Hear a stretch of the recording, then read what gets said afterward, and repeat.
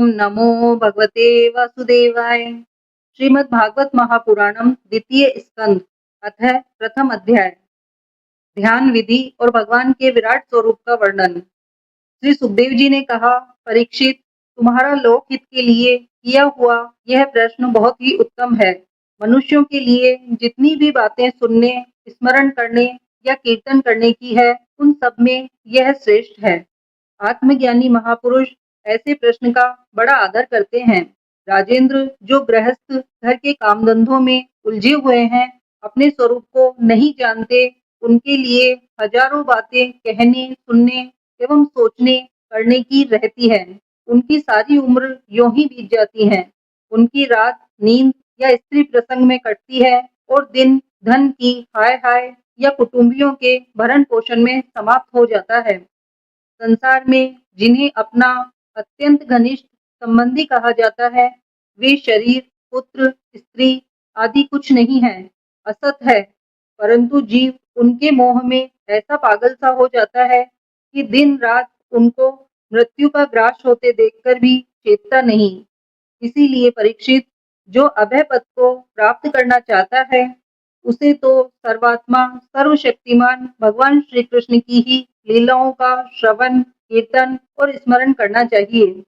मनुष्य जन्म का यही इतना ही लाभ है कि चाहे जैसे हो, ज्ञान से, भक्ति से अथवा अपने धर्म की निष्ठा से जीवन को ऐसा बना लिया जाए कि मृत्यु के समय भगवान की स्मृति अवश्य बनी रहे। परीक्षित, जो निर्गुण स्वरूप में स्थित हैं एवं विधि निषेध की मर्यादा को लांघ चुके हैं, वे बड़े बड़े ऋषि मुनि भी प्राय भगवान के अनंत कल्याण में गुण गणों के वर्णन में ही रमे रहते हैं।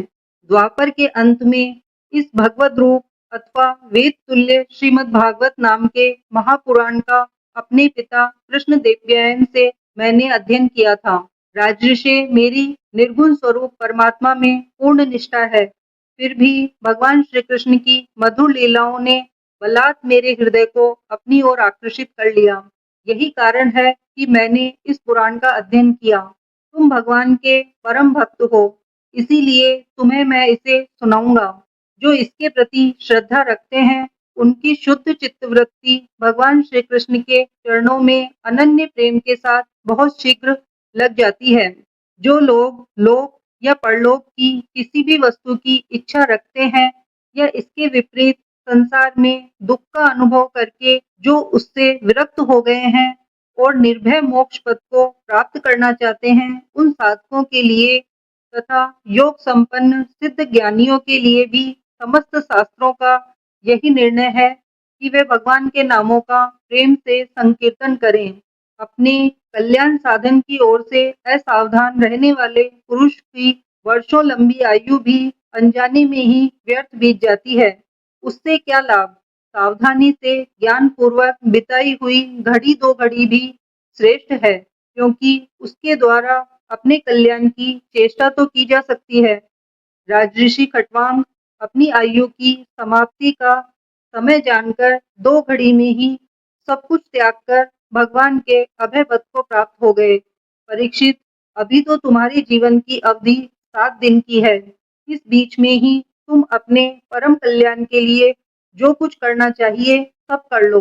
मृत्यु का समय आने पर मनुष्य घबराए नहीं। उसे चाहिए कि वह वैराग्य के शस्त्र से शरीर और उससे संबंध रखने वालों के प्रति ममता को काट डाले। धैर्य के साथ घर से निकलकर पवित्र तीर्थ के जल में स्नान करें और पवित्र तथा एकांत स्थान में विधि पूर्वक आसन लगाकर बैठ जाएं। तत्पश्चात परम पवित्र है, ऊ और मैं, इन 3 मात्राओं से युक्त प्रणव का मन ही मन जाप करें। प्राण वायु को वश में करके मन का दमन करें और एक क्षण के लिए भी प्रणव को न भूलें।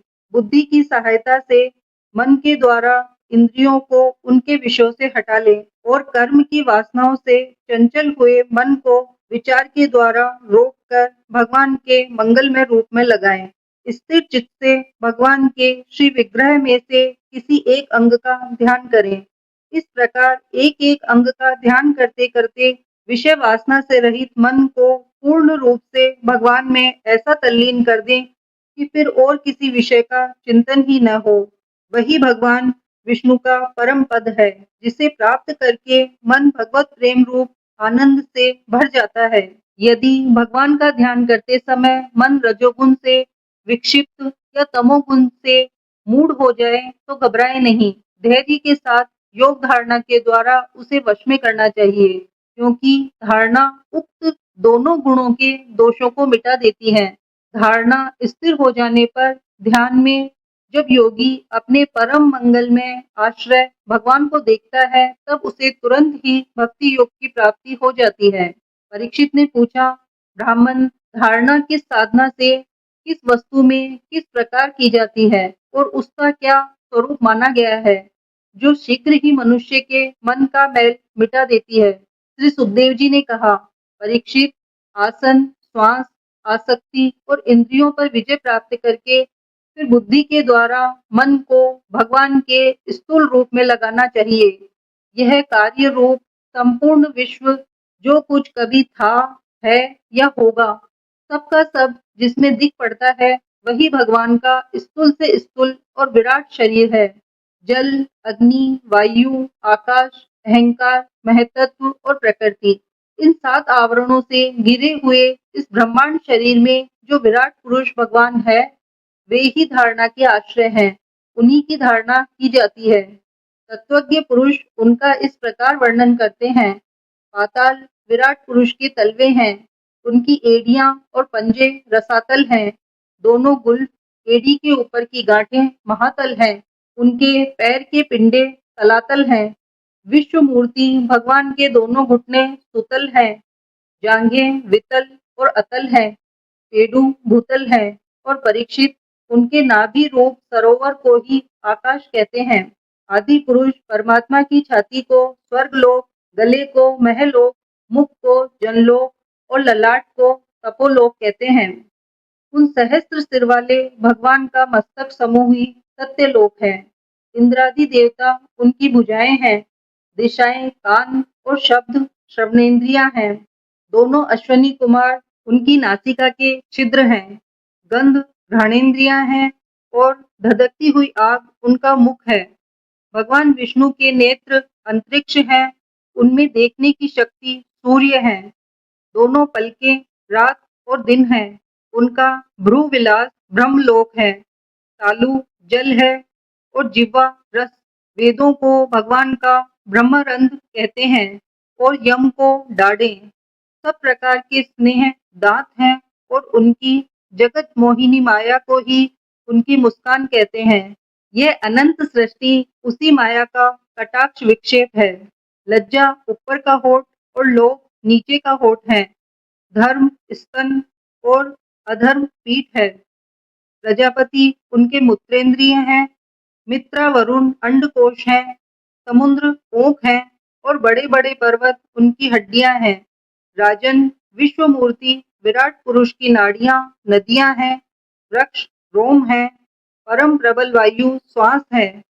काल उनकी चाल है और गुणों का चक्का चलाते रहना ही उनका कर्म है। परीक्षित, बादलों को उनके केश मानते हैं, संध्या उन अनंत का वस्त्र है। महात्माओं ने अव्यक्त को ही उनका हृदय बतलाया है और सब विकारों का खजाना उनका मन चंद्रमा कहा गया है। महतत्व को सर्वात्मा भगवान का चित्त कहते हैं और रुद्र उनके अहंकार कहे गए हैं। घोड़े, खच्चर, ऊंट और हाथी उनके नख हैं। वन में रहने वाले सारे मृग और पशु उनके कटी प्रदेश में स्थित हैं। तरह तरह के पक्षी उनके अद्भुत रचना कौशल हैं। स्वयंभू मनु उनकी बुद्धि है और मनु की संतान मनुष्य उनके निवास स्थान है। गंधर्व, विद्याधर, चारण और अप्सराएं उनके षडज आदि स्वरों की स्मृति हैं।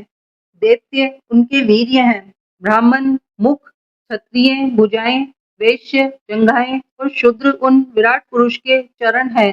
विविध देवताओं के नाम से जो बड़े बड़े द्रव्य में यज्ञ किए जाते हैं, वे उनके कर्म हैं। परीक्षित, विराट भगवान के स्थूल शरीर का यही स्वरूप है, तो मैंने तुम्हें सुना दिया। इसी में मुमुक्षु पुरुष बुद्धि के द्वारा मन को स्थिर करते हैं, क्योंकि इससे भिन्न और कोई वस्तु नहीं है। जैसे स्वप्न देखने वाला स्वप्न अवस्था में अपने आप को ही विविध पदार्थों के रूप में देखता है, वैसे ही सबकी बुद्धि वृत्तियों के द्वारा सब कुछ अनुभव करने वाला सर्वांतर अंतर्यामी परमात्मा भी एक ही है। उन सत्य स्वरूप आनंद निधि भगवान का ही भजन करना चाहिए। अन्य किसी भी वस्तु में आसक्ति नहीं करनी चाहिए, क्योंकि यह आसक्ति जीव के अधःपतन का हेतु है।